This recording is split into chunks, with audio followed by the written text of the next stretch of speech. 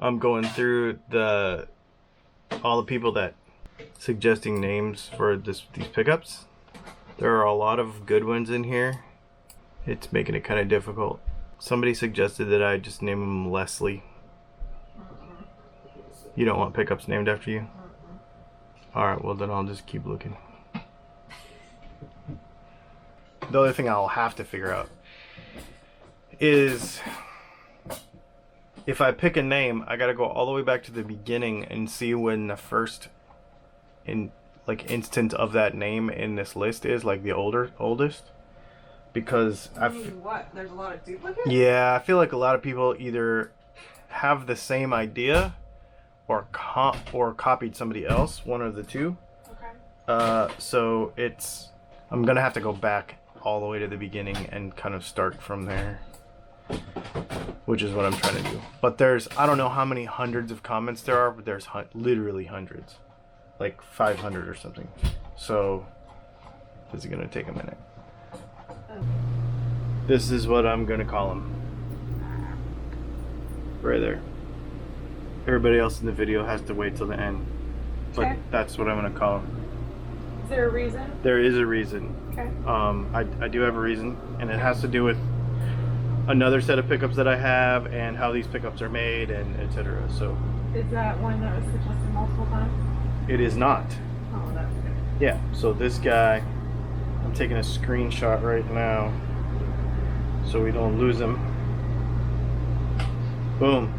Winner of the Blade pickups, who had just named a set of pickups for our website, has been chosen. Back to that in a minute. Alright, so what I think I'm going to try to do is I'm going to try to make a little indentation where this will fit about halfway into here, down in there, so that you can actually put this back in and everything will fit. So I'm just going to grab the Dremel and go to town and see what we can do. Okay, so grinding out the inside's not going to work, but as some of you have suggested on YouTube, if I just got one short shaft pot, one EMG short shaft pot, now it all fits in there, because it's literally just the pot hanging way too down, because this is from a Les Paul set. That being said, they're like 18 bucks a piece, and I was going to try to avoid having to order one and buy one and whatever else, but I guess not. So let's just do that. We'll just I'll just order a short shaft pot, and then that'll all be fixed. So I guess at least now we can go ahead and put strings on this thing and play it. Okay, so let's talk about this EMG thing. I have been one of these people that I completely have said for years and years, I hate EMGs. I'd pick up a guitar and I'd play them and I'd be like, ugh, they make every guitar sound the same. They have this edgy, grindy thing. The clean tones are all scratchy. All they really do is high gain. They're just I've always felt like that. And then one day, about, I would say 4 or 5 months ago, I was driving in a Jeep, tops off, windows down, just having a day, right? Sunny day, beautiful, it was awesome. And a Prong song came on. Snap your fingers, snap your neck. And I was jamming to this song, and I'm like, this is one of my favorite songs of that early 90s post-punk sort of metal-y kind of era. And I love that song. I've always loved that song. And I love the guitar tone in it. I love the riff. I know it's crazy basic and it's literally off the wall, but I like the dissonant tuning. I just like everything about that song. I think it's really, really cool. And I was thinking to myself as I'm driving, I'm like, this is EMGs. I love a song with EMGs in it. And then I got to thinking, Metallica, Slipknot. I mean, go through all these bands that you love as a guitar player, depending on the decade that you grew up in. They were, invented in 1976. So, I mean, Geezer Butler of Black Sabbath played EMGs in his bass. And then we go through the early 80s with Slayer, Metallica, obviously White Lion, White Snake, and then all the metal people, lots of metal people. But that early metal stuff especially was just rock music that was harder. And then you can go into more modern music and look at, okay, so let's even look at Nickelback. And you're going to laugh at me for saying Nickelback, because yes, Nickelback is a caricature of a rock band. We'll call it that, right? People make fun of them. However, you have to admit that they have big guitar tone. Their guitar tone, their songs might be dumb. Chad Kroeger, like, needs a haircut. But their guitar tone's big, and it's really, really good rock and roll guitar tone. It is. And then you start looking at all these other bands, you know, that have come after that. I'm a huge Rammstein fan. I've been a huge Rammstein fan since, long time. So I've been a Rammstein, not a long time, 15 years.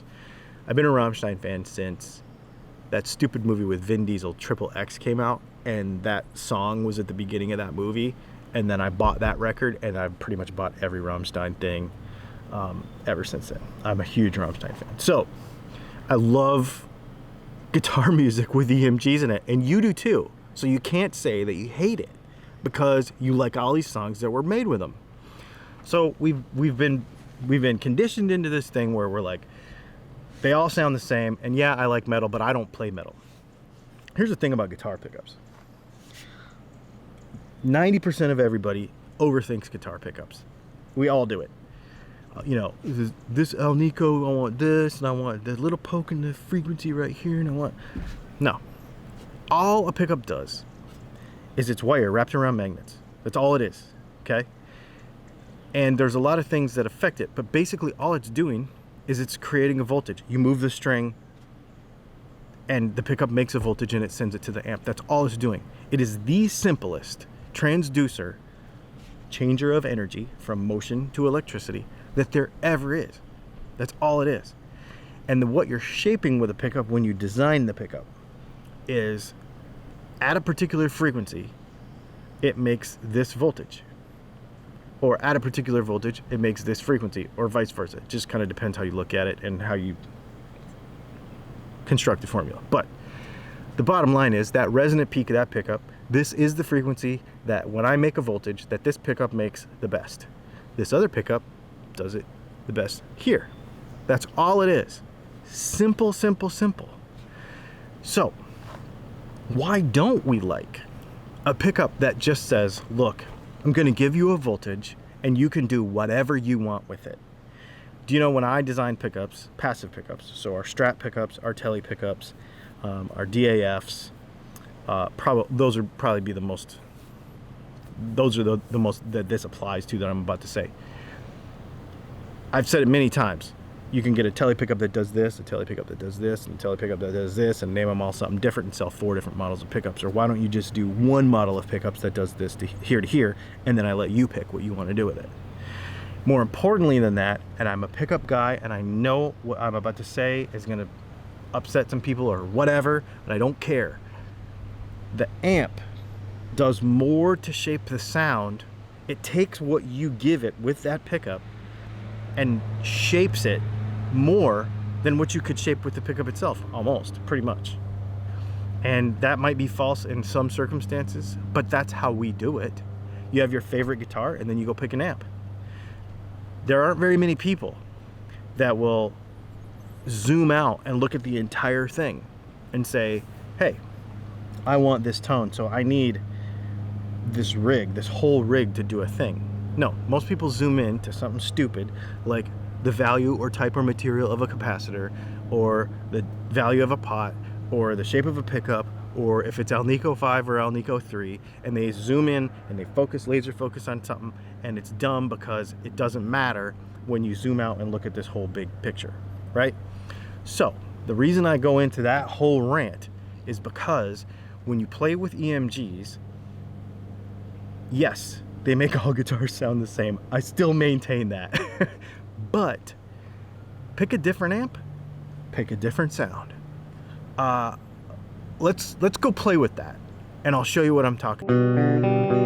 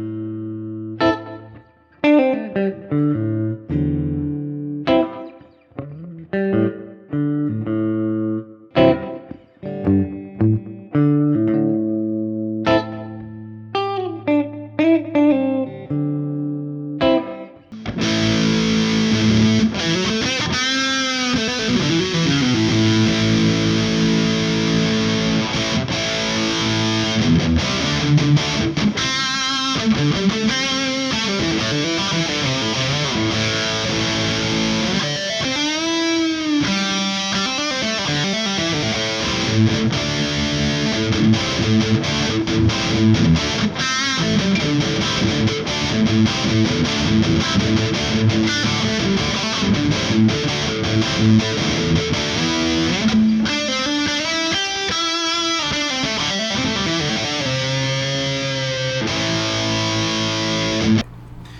playing a couple of tones through a Kemper doesn't prove anything.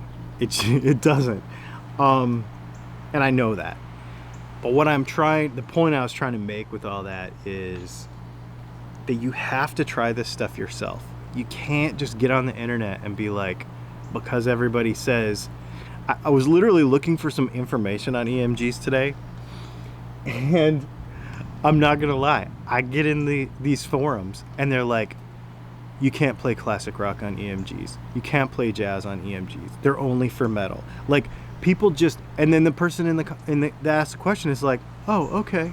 Like, dude, think for yourself, go try this stuff, and think bigger. Think bigger than the particular component that you think affects your tone the most. Zoom out. Like, zoom out and look at the picture, the whole thing.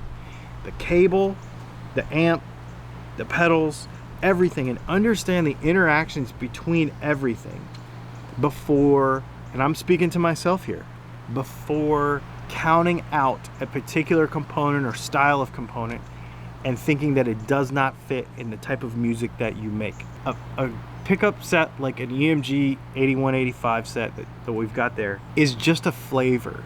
You know, that's like, I guess it's like the people that cut the vanilla out of the Neapolitan or cut the chocolate out of the Neapolitan ice cream. Like, why? When you look at everything put all together, it's just a flavor. And there's just so many different flavors. If you don't like that flavor, that's fine. But I think a lot of people make it a habit of counting out stuff before they actually try it themselves based on the thing they heard on the internet. So don't go with just those couple of little samples that I said and take my word for anything. Go play them. Do you know that I have actually picked out a guitar with EMGs that I'm going to buy for myself? Does that mean that I've come to the dark side? No, because I don't care about them really, but I want to have a set around, if that makes sense. It's not that I'm gonna like replace all of my ice cream with a particular flavor, but it means that I'm gonna have it around sometimes. You know what? Liquor is probably a better example. I'm not a big rum guy, but I have it in there because sometimes you're in the mood. Sometimes, and because you want to try different stuff. So sometimes I want a rum drink. Not all the time. When all the things kind of come together and it makes sense, maybe so. That's what I'm talking about with all this stuff. It's a flavor. Don't count out a flavor just because somebody told you to. It is time for some viewer comments. And I'm hearing some thunder, so maybe we should get this done quickly. Let's see. Oh, and then we're also going to give away the blades and announce the winner of that contest because I picked a name. Okay, talking about Bigsby's and string suggestions. I love some of the ones that everybody's been putting in there. Wedging a pink eraser, like a pencil eraser in there to keep the string against there. That's a really good one. That came up a couple of times. I don't have pieces of foam lying around. I do always have a capo though, which I use to put some tension on the string so it won't fall off at the bridge while I work at the tuning peg. So what you can do is you just put the string on and pull it tight and then put a capo around it. So the Cruise Tools toolkit that we always promote because we really like it comes with a little work capo in it. It's like not good enough to play with, but it's used for this, for like working on your guitar, for holding your strings, like being a third hand. I'll put a link to that Cruise Tools kit in the description of the video. Because it's fantastic. It works really good, and you'll have your feeler gauges, you'll have all your other stuff for all that setup stuff. Gianni says about the Gretsch, maybe I missed it, but don't you need to ground the bridge or tailpiece to ground the strings? Yes, we do. And no, I have not forgotten. Well, I forgot, but a couple people have reminded me, and we need to go back and do that. It hasn't been a problem, but at the same time, it does need to be done because everything's floating now, right? So we need to make sure we ground that somehow. So we will do that. Great question. Okay, Luke Anderson commented, OMFG, you finally grabbed some EMGs, come to the dark side. I think we just addressed that. Talking about finishes, and whether a finish affects the tone of the guitar, Alan says, Dylan talks tone, you're an evangelist, a preacher with regard to this subject. Calm down already. It doesn't really matter what people believe. Relax.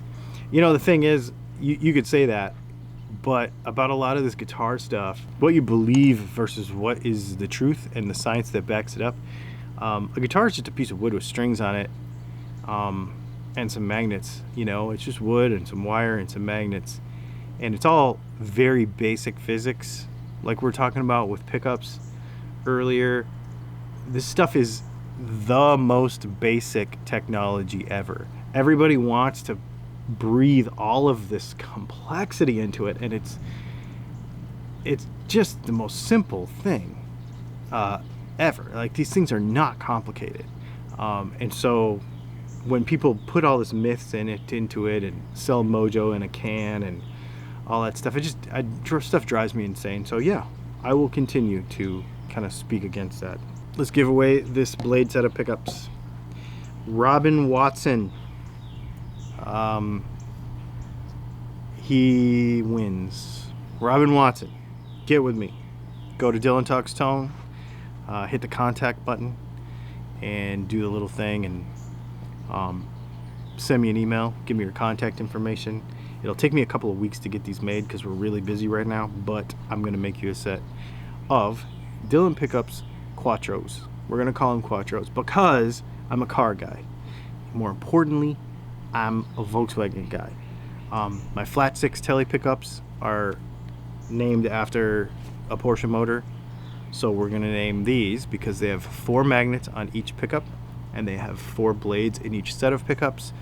Quattro, great idea. Car thing, guitar thing, one of my favorite cars of all time. I've had a few Audi Quattros. Big time Volkswagen, Porsche, Audi freak. So Quattro it is. That's what we're going to call him. And Robin Watson, you get a set of pickups, dude. Pretty sweet. Thanks for hanging out, y'all. This has been fun. Maybe we'll see you Monday.